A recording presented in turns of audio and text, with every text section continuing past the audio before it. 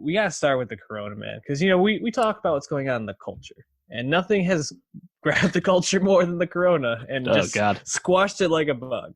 Because sports, concerts, gatherings of 50 or more people, even 25 or more people in some places, are now canceled. So pretty much everybody's at home. The usual things aren't out there. We can't go to the movies. You got in a couple movies this week we'll be talking about, but I had to get him in the last hurrah. Had to probably get the virus to see a few last movies. That's why I'm here for you. See what the a movies. Sacrifice. Yeah, if you're not subscribing for Dave getting the virus to bring you that content, I mean, what else can we do at this point? I made sure no one was near me. I was very distant in the theater, but a guy was coughing. One of them in the back a few times, and I looked back. I noticed other people in there were also looking back, and I was like, "This fucker." So 5 people here, and one of you sick. God damn it! It's so funny because like I was at work this morning as we were shutting down to work from home, and I just like got some dust in my nose and sneezed, and literally I think like everybody in my office just like turned and like looked at me and was like, "What the fuck?" And I just like, it's just a sneeze. I feel fine. Like it's nothing serious. Witch burner. Yeah, exactly. I like had to get out of there. So how has your self quarantine been going with no sports, no fantasy, no nothing? Yeah, it's interesting, dude. Obviously all the sports basically worldwide except for like fucking Russia, guess who, are done, postponed indefinitely at this point. And that is weird, It's like I don't watch a ton of full games, but I do watch a lot. And obviously not having a fantasy team to check for the first time in like 15 years, it's just a very weird feeling for me. Like I instinctively like go and click on the fantasy app, like I'm wont to do whenever I turn on my phone because I'm a freaking degenerate when it comes to this shit. And it's like, oh wait, there's nothing to do. There's nothing new to read. There's no updates. This is like a void, Yeah. Like speaking of the cancellations too, I mean, what? Coachella, Stagecoach. I think those are the only music festivals so far. Ultra, maybe. Like Ultra a lot of the festivals are still kind of like outside this initial like 8-week window, so it's like TBD for those. But tough to be too confident about anything. And I mean, I know as of the time of recording, Regal Cinemas is shutting down as of Tuesday. I'd imagine AMC and Cinemark will follow suit. So movies are about to be completely done. But they're already done in like New York and LA, so that's done. I think the thing we really the wave for last week was when we started seeing big movies getting pulled off the release calendar. And like Fast 9, Universal's like, oh, you know what? How about April 2021? We're not taking any chances with this box office. We're gonna wait a full year for a movie that's done. That's how big these investments are, and obviously Mulan and Quiet Place 2 also pulled. I guess now we're waiting. Black Widow, beginning of May, get the boot. That's kind of the one people are waiting on because that's actually coming before when Fast 9 was supposed to come. So TBD. Yeah, man. There's definitely a bit of a domino effect. I think the festival I'm most interested in is Boston Calling, right? Because Boston Calling this year really went all out. They got Rage Against the Machine, Foo Fighters, and Red Hot Chili Peppers, 3 huge headliners. They bumped their ticket prices up to $450, and they're going to be falling right outside of that 8-week window. End of May. So if any festival is going to try to stick this out and make this happen, it's got to be them because this is their play. They went all in to try to bump this fest up, and if they have to cancel this or move it back, could be disastrous for them. The movies, I think we kind of expected, I didn't expect a whole year, but I understand Fast 9 doesn't want that bag to be touched at all. So, can't blame them. I'm intrigued by these like Universal saying that they're going to be dropping some of their films for streaming purposes, right? They announced today that The Hunt, which didn't do so well at the box office as they kind of fell right into the weekend with people started self-quarantining, social distancing.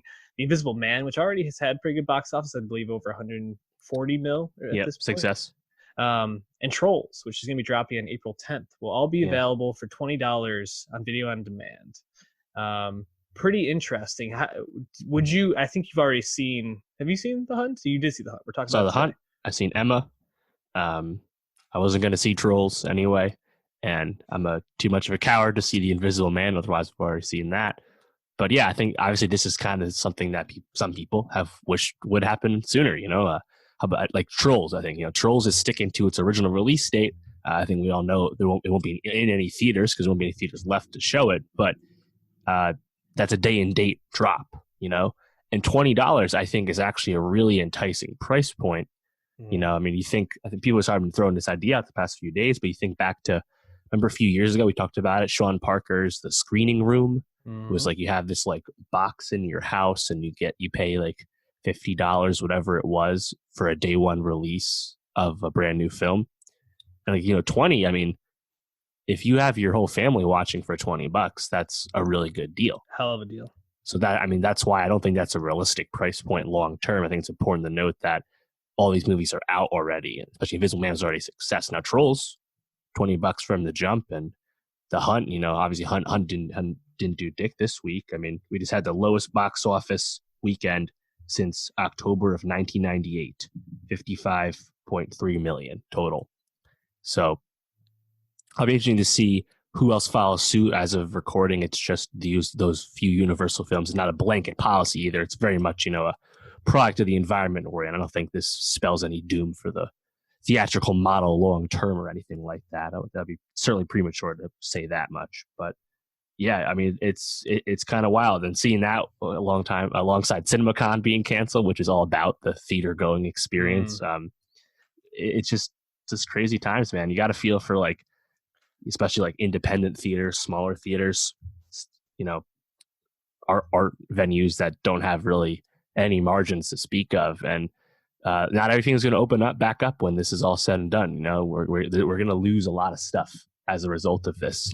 Just business across the world, across industry. So it's crazy. It's kind of wild how fast things have changed. And now I feel like the only thing on people's mind is like, when does life get back to normal? Because like back to normal feeling only like a week and a half ago, probably for most people, just feels so foreign. Yeah. I keep thinking back to this past Wednesday when, like the whole thing went down with Rudy Gobert, and within like the span of an hour, we had the president making a address to the nation, banning travel between some European countries and the United States, and then Tom Hanks was diagnosed as a positive coronavirus carrier, and then you had Rudy Gobert basically shutting down the NBA. With not taking it seriously, and basically the next day everything shut down. Thursday, all major sports leagues postponed their season. The March Madness was postponed, and to just think like we're 4 days removed and how long it feels and how much there is just to consume every day. I feel like the only thing I'm thinking about and talking about right now is the COVID-19. So it's I think this, like a podcast like this, podcasts in general, but also like TV, movies this time are so needed to provide a sense of normalcy and a reprieve from the stress, because there's a lot of fear out there right now. So I applaud Universal for taking this step. I hope some others do.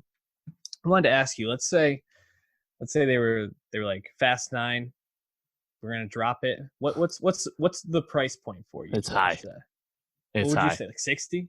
Yeah, probably. I don't have a great I use a small TV. I would prefer to see it on someone else's really good TV. But yeah, fuck yeah, I would do that shit. Yeah, I wonder. I mean, I was just excited for the movie in general after that insane trailer, as fast as want to do. So yeah, I was it's just just vaguely speaking, it's just kind of a bummer not to wait a whole other year for that. I was excited for that one. Yeah, I'm wondering what Marvel's going to do with Black Widow. That's kind of the interesting one there, because it's right there.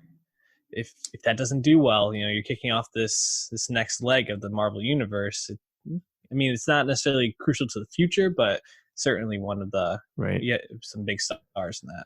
It was interesting too, just like I think just general observation that 2020 was not expected to be as strong a box office year as 2019, because 2019, as we've said, had so many anticipated things: Toy Story, Frozen, Star Wars, Endgame, so many Aladdin, so many big ticket things, Lion King, right? There's so many big ticket things. 2020 already didn't really have that. and it was really up to like your No Time to Dies, your Fast Nines, to really like drive non-Disney box office in a year where even Disney doesn't have really that many big heavy hitters. And just to see so many, basically all the studios at this point have their plans uprooted. Like in a sense, maybe we're almost giving a mulligan now. It's like the 2020 box office expected downturn almost is like a moot point now because, you know, the ability to compete went away. But you saw Frozen 2 get moved up several months on Disney Plus, and Hulu moved up Big Time Adolescence by a week, which we'll be getting to. So I will not be surprised if Netflix has something they're probably close to ready. You know, my guess is something like Umbrella Academy season 2 or something. So that's basically we assume is done, already got shot. If they move that up, Russian Doll, sure, yeah, anything like that. So Russian Doll could be really good though. I mean, right now, hopefully most music releases still last, although, you know, with the inability to tour, at least in the short term, that might push some things back, tough to say. But any TV that's finished should still release, and that'll probably be the main driver, because like you said, people need that reprieve at a time where they can't go out to the movies, and there's no sports to lose yourself in either. So crazy times, man. Certainly crazy times.